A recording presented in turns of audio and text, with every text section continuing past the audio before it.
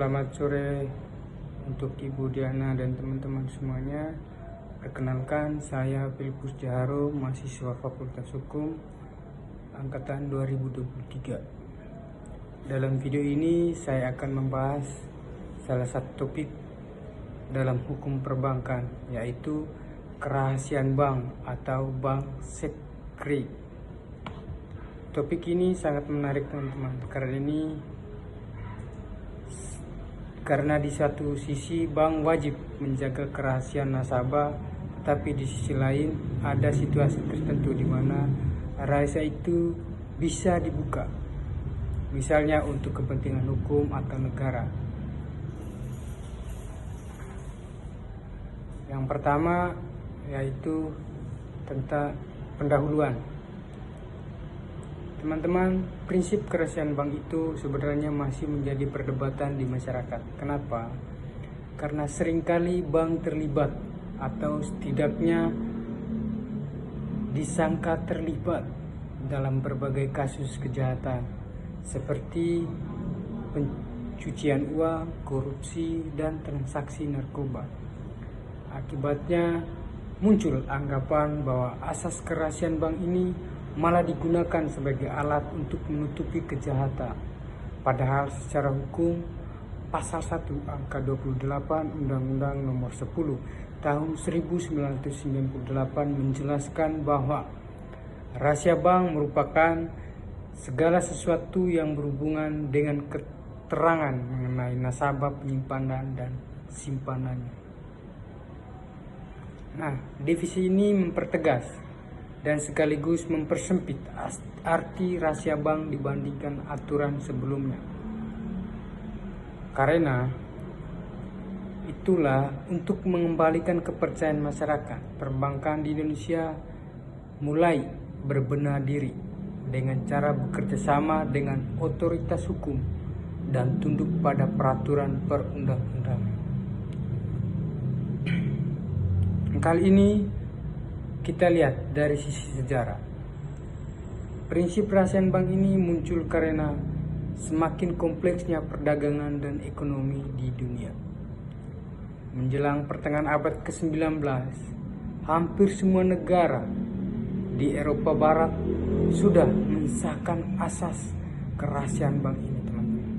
Karena menjaga kepercayaan nasabah menjadi hal yang sangat penting di stabilitas keuangan.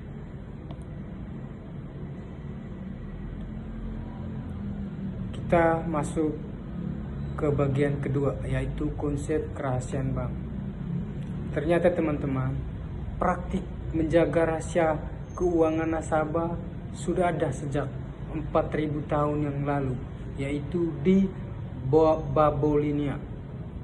Bahkan tercantum dalam Code of Hammurabi.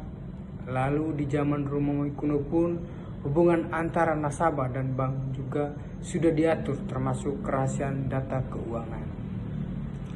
Dan di Indonesia juga pengaturan tentang kerahasiaan bank pertama kali muncul pada tahun 1960 melalui peraturan pemerintahan pengganti Undang-Undang Nomor 28 tahun 1960 tentang rahasia bank.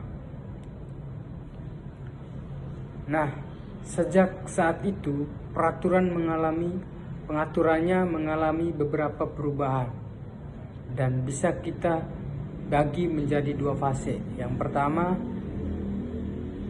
tahun 1960 sampai 1998, yang dimana rahasia bank mencakup semua hal yang berkaitan dengan nasabah, baik penyimpanan maupun debitur.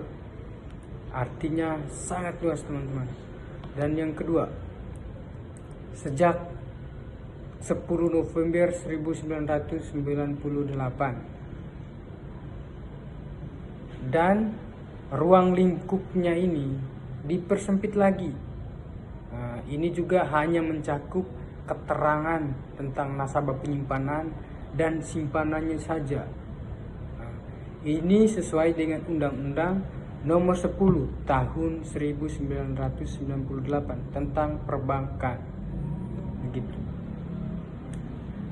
Jadi sejak undang-undang ini berlaku, bank wajib merahasiakan informasi tentang nasabah penyimpanan dana kecuali dalam situasi-situasi yang diatur oleh undang-undang seperti di pasal 41 sampai pasal 44. Misalnya, kalau nasabah sudah punya posisi sebagai debitur, maka rahasia bank hanya selalu berlaku untuk kedudukannya sebagai penyimpanan dana, bukan sebagai peminjam. Tapi dalam praktiknya banyak sekali dilema antara dua kewajiban ini. Yang pertama, kewajiban menjaga rahasia data nasabah atau karena ini menyangkut kepercayaan. Yang kedua, kewajiban mengungkap data tertentu untuk kepentingan hukum atau negara. Nah, benturan dua kewajiban ini disebut dengan conflict of interest dalam dunia perbankan. Menurut ahli hukum perbankan Muhammad Terjemahana, rahasia bank adalah segala sesuatu yang berhubungan dengan keuangan dan hal-hal lain dari nasabah yang menurut kelaziman dunia perbankan tidak boleh digunakan atau tidak boleh diungkapkan kepada pihak lain. Jadi intinya, data keuangan nasabah adalah hal yang harus dijaga secara ketat kecuali undang-undang memperbolehkannya untuk dibuka.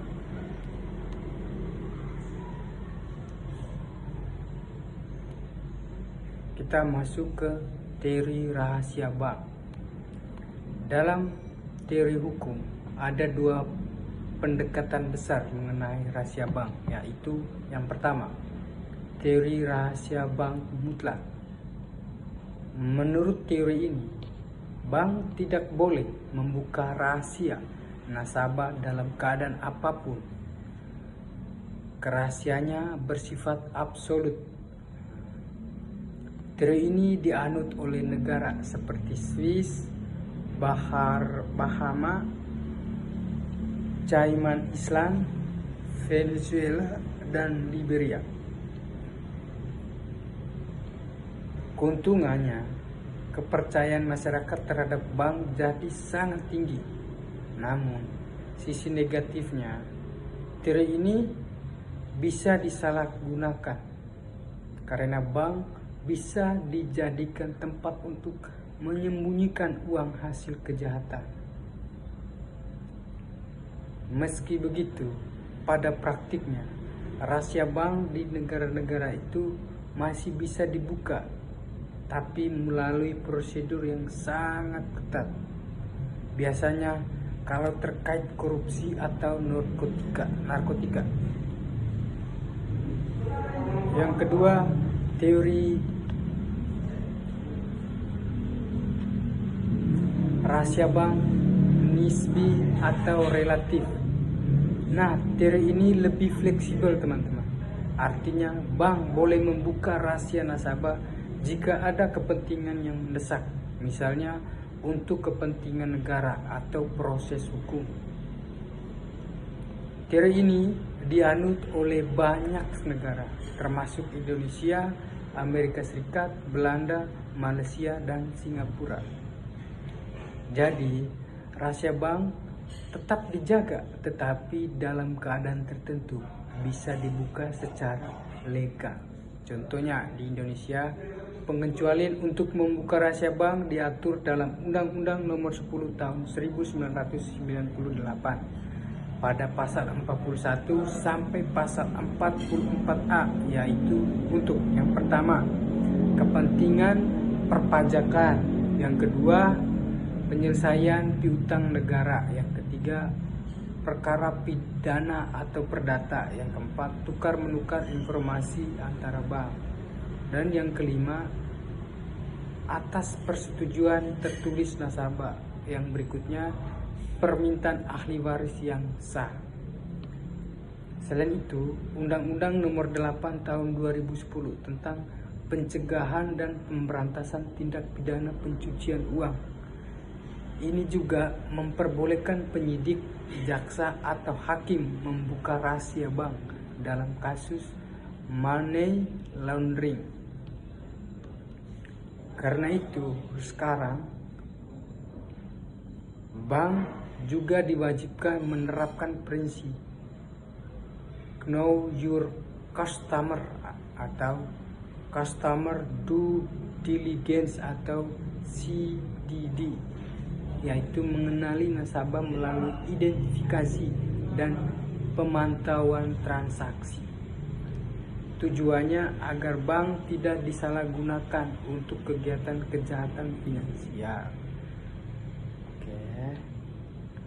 Nah, kesimpulan dari materi ini tadi, dari pembahasan ini bisa kita simpulkan bahwa yang pertama, Undang-Undang Nomor 10 Tahun 1998 mempersempit ruang lingkup rahasia bank, hanya terbatas pada nasabah penyimpanan dan simpanannya.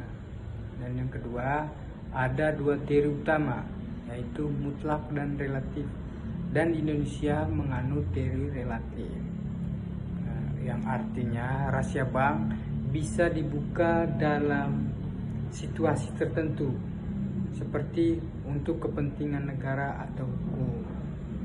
Nah, dengan demikian, prinsip kerahasiaan bank tetap dijaga, tetapi tetap memberikan ruang untuk keterbukaan demi keadilan dan kepentingan umum. Oke teman-teman, itu tadi pembahasan lengkap tentang kerahasiaan bank dari sudut pandang hukum perbankan. Semoga penjelasan ini membantu kita memahami bagaimana prinsip kerahasiaan bank diterapkan di Indonesia.